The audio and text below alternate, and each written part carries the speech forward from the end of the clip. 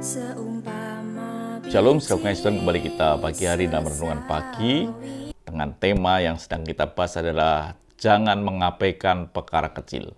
Kemarin kita sudah bahas tentang perkara kecil itu sesuatu yang bisa sampai dalam perkara besar. Apa yang tidak pernah kita pikirkan, Tuhan sediakan dalam hidup kita. Saudara Tuhan, kita baca ayatnya dalam Lukas 16 ayat yang ke-10. Barang siapa setia dalam perkara-perkara kecil, ia setia juga dalam perkara-perkara besar.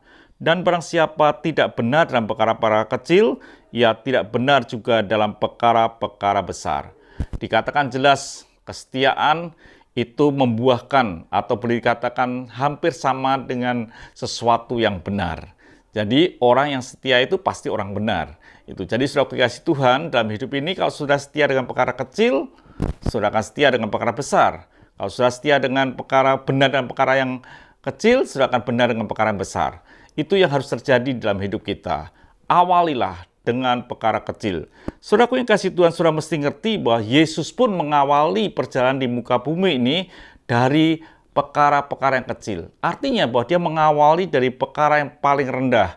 Dia lahir di muka bumi ini sebagai bayi di sebuah kehidupan dengan Maria dan Yusuf. Itu perkara yang betul-betul kecil. Diawali bukan perkara yang besar, tapi perkara yang kecil itu yang diawali oleh Yesus.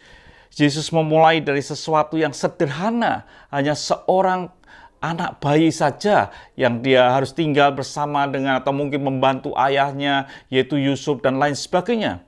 Tapi saudara kasih Tuhan, itulah yang disebut dengan perjalanan yang kecil untuk menjadi besar.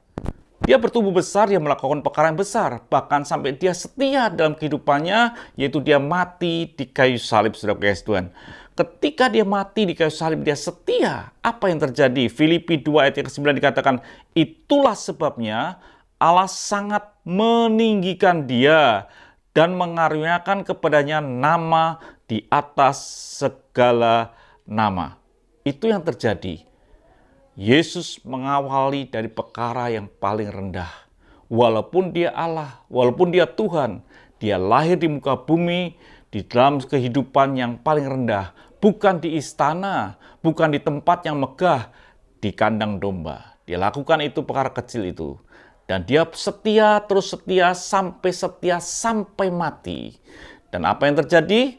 Tuhan mengaruniakan nama yang luar biasa di dalam Yesus Kristus Tuhan. Jadi saudara kasih Tuhan, kalau Tuhan Yesus mengawali dalam perkara yang kecil, apalagi saudara dan saya harus mengawalinya juga dengan hal-hal yang kecil yang Tuhan percayakan.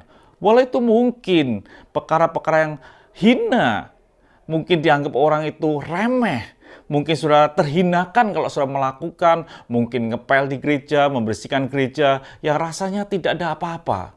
Tapi ketika sudah setia, maka tiba saatnya sudah akan melihat bahwa ada sesuatu yang besar yang Tuhan percayakan. Kalau Yesus awali dengan perkara kecil, apalagi saudara dan saya. Awalilah hidup saudara dengan melangkah kecil, pasti sampai ke tujuan kalau saudara itu setia. Mari kita berdoa. Terima kasih ya Bapa, buatlah hidup kami boleh melangkah diawali dengan perkara kecil, supaya kami boleh melihat perkara besar. Terima kasih, dalam nama Tuhan Yesus Kristus kami bisa berdoa dan mengucap syukur. Haleluya. Amin. Tuhan memberkati, sampai jumpa esok pagi.